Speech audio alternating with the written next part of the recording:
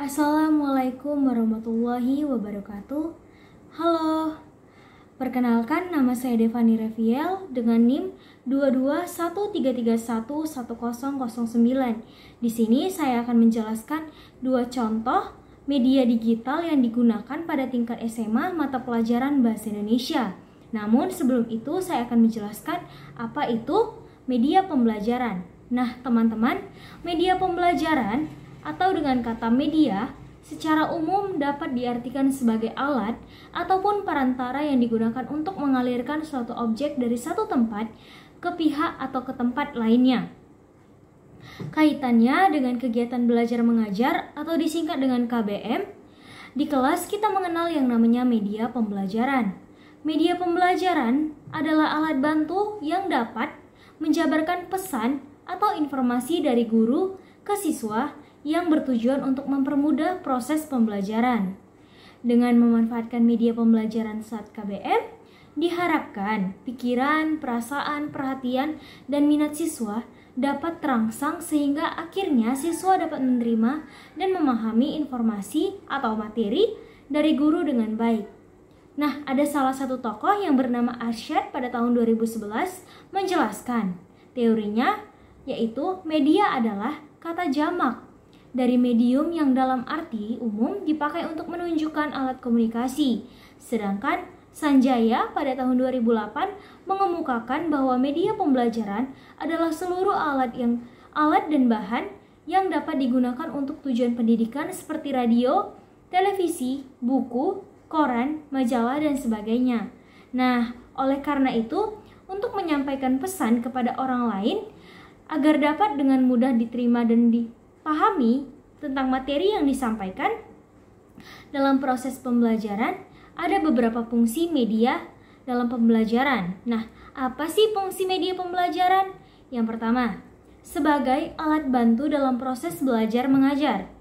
Yang kedua, sebagai komponen dan subsistem pembelajaran.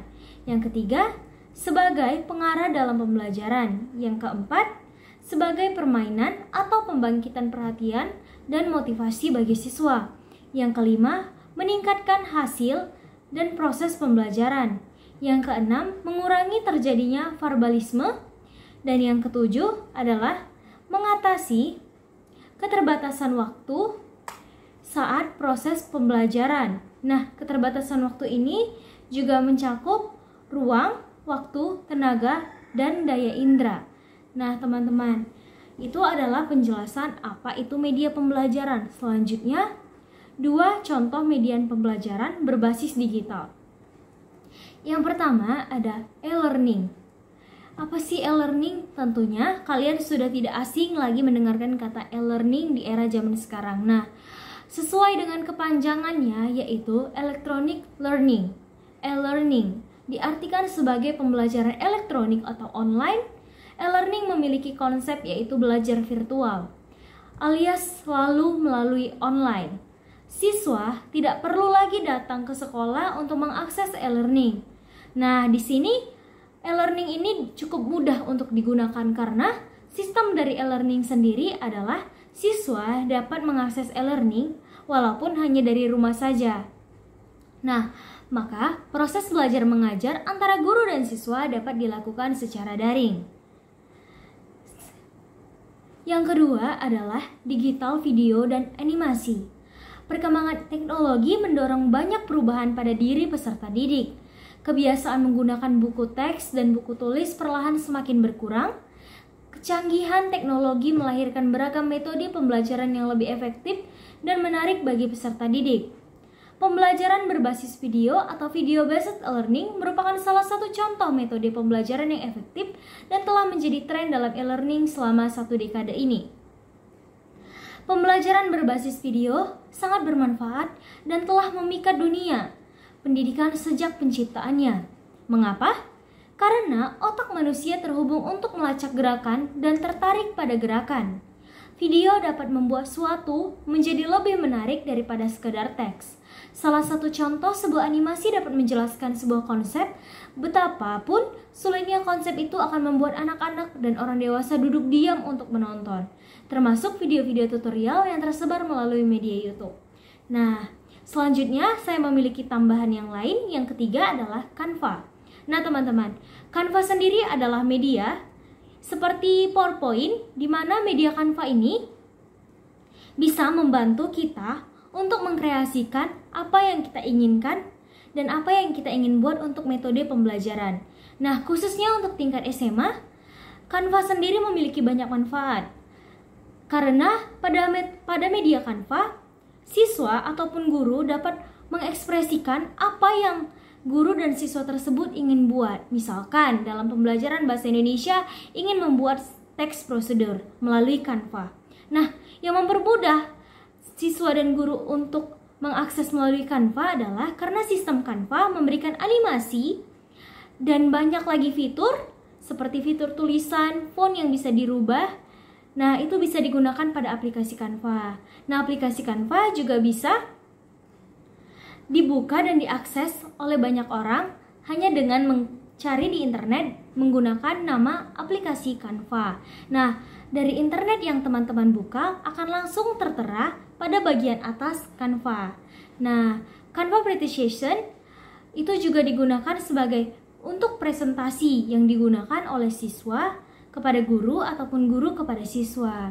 Nah, jadi Canva adalah alat pembelajaran di era digital sekarang yang sering dan sangat diminati. Nah, namun Canva sendiri memiliki kekurangan. Kekurangan Canva adalah Canva tidak semuanya bisa diakses secara gratis. Ada beberapa fitur Canva yang harus menggunakan akun premium begitu teman-teman. Jadi beberapa animasi dalam Canva ataupun untuk mengubah ukuran kertas pada Canva itu terkadang harus menggunakan akun yang premium. Nah, jadi sistemnya itu berbayar. Dan kekurangan kedua Canva adalah Canva harus diakses melalui internet. Jadi jika teman-teman tidak memiliki akses internet yang kuat dan tidak stabil, maka hasil dari Canva ini akan sedikit lama dan mungkin agak sedikit ngeblur begitu teman-teman. Nah, yang keempat adalah Google Classroom. Nah, Google Classroom ini sudah tidak asing lagi, kita kenal, bahkan saya kenal, sebab Google Classroom ini sudah ada sejak saya kelas 3 SMP.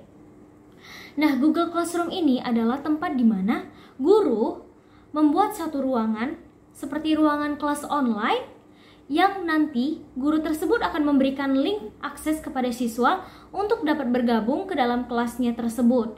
Nah, jadi guru tersebut juga mempermudah kegiatannya dalam seperti memberikan tugas, soal, dan pengumpulan itu akan lebih tertata rapi. Nah, dalam Google Classroom ini juga akan diberikan tenggat waktu oleh guru kepada siswa. Misalkan, guru tersebut memberikan soal pada siswa sekitar pukul 8. Nah, guru tersebut juga bisa mencantumkan tenggat waktu atau batas waktu kepada siswa, misalkan pada pukul 11. Jika siswa tersebut melebihi batas waktu yang telah diberikan, maka pada Google Classroom akan diberikan penulisan kata-kata, keterlambatan pengumpulan tugas seperti itu. Nah, yang kelima, yang terakhir, menurut saya di era digital ini yang diminati adalah CapCut. Nah, aplikasi CapCut ini sudah diminati sejak kemunculannya. CapCut ini bisa mengedit video dan mengedit banyak hal di CapCut ini, seperti memberikan suara pada video kita gitu teman-teman. Jadi CapCut ini digunakan untuk mengedit video pembelajaran. Nah, nanti teman-teman bisa isi suara teman-teman pada media video itu begitu teman-teman. Jadi CapCut juga sangat cocok pada media pembelajaran bahasa Indonesia untuk tingkat SMA. Karena sebab misalkan nih materi pembelajaran bahasa Indonesianya tentang dongeng dan disuruh buat video tentang dongeng tersebut. Nah, teman-teman bisa menuliskan kata-kata ataupun memasukkan animasi, lalu mengeditnya di CapCut dan menambahkan suara dari teman-teman sekalian begitu teman-teman. Baik, untuk kelima hal tadi sudah saya jelaskan. Selanjutnya saya akan menjelaskan tentang manfaat dari media pembelajaran. Nah, tentunya media pembelajaran sendiri memiliki manfaat. Apa sih manfaat dari media pembelajaran?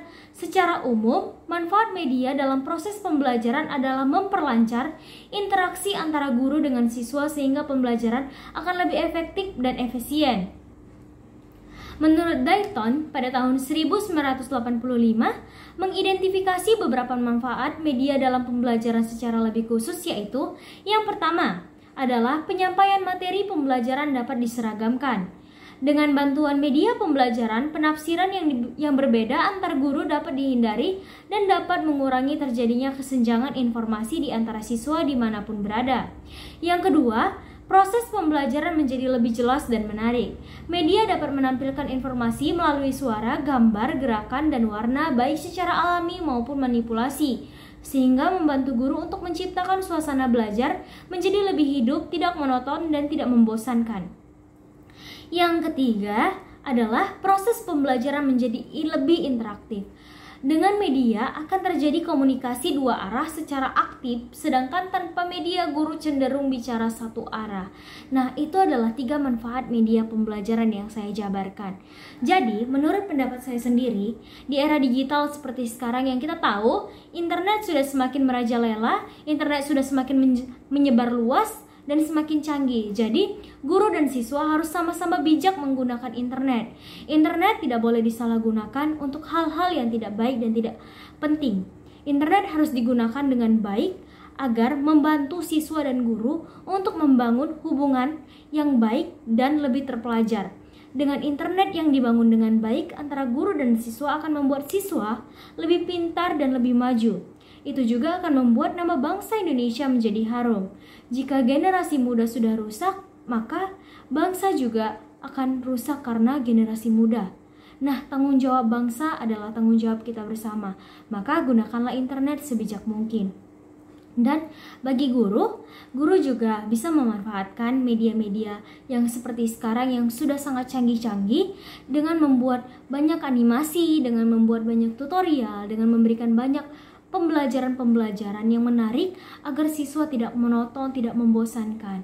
Baiklah teman-teman, terima kasih. Sekian pembelajaran materi Bahasa Indonesia yang saya bisa jabarkan tentang media pembelajaran untuk tingkat SMA di era digital. Saya sudah menjelaskan dan terima kasih karena sudah menonton. Assalamualaikum warahmatullahi wabarakatuh. Saya Devani Reviel, undur diri. Bye-bye.